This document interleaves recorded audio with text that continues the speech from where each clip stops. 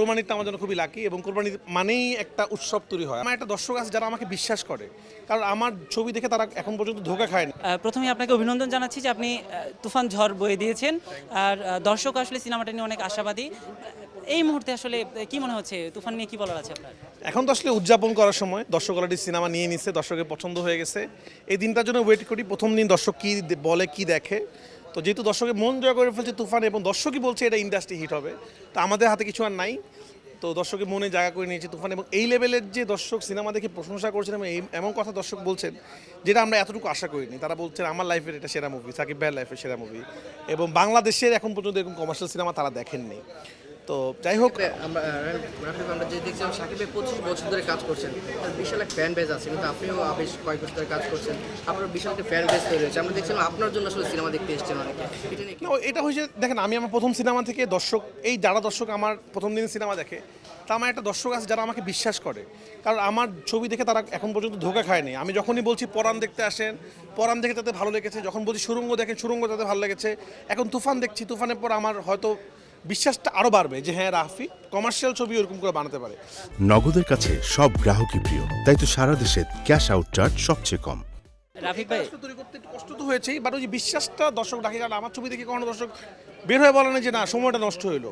এবং আমি সবাইকে একটা কথা বলি, আমি আগেও বলেছি এই কথা, তুফান দেখার পর আপনাদের মনে হবে পয়সা উসুল তো হবেই, আপনি আরও ডাবল বার সিনেমাটা দেখলেও আপনার মন ভরবে না, এটা আমরা বলতে পারি।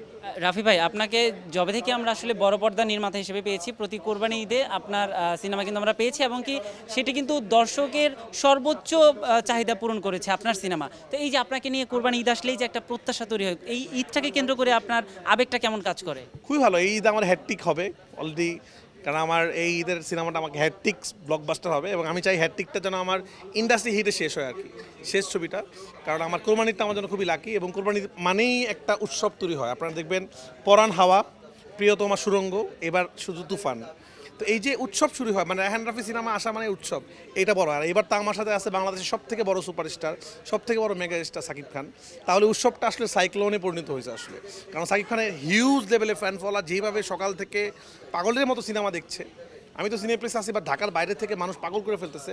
সাধারণত সকালের শো কিন্তু বেশি হাউসফুল যায় না, কারণ কোরবানিতে সিঙ্গেল স্ক্রিনে, সেখানেও হাউসফুল যাচ্ছে। এবং এখন বাংলাদেশে যে কটা হল আছে, আমি গ্যারান্টি সব কিছু দায়িত্ব নিয়ে বলছি, সব শো হাউসফুল এবং কোনো শো খালি নেই। এটা বাংলাদেশ সিনেমা খুবই বিরল।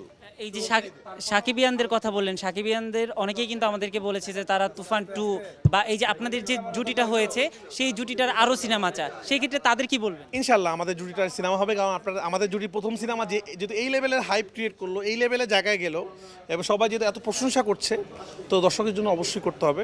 আমার তো সাকিব ভাইয়ের সাথে কাজ করতে খুব ভালো লেগেছে, আমি যে সবার সাথে কাজ করতে চাই, বাট অবশ্যই মেগাস্টারের সাথে কাজ কেন করবো না।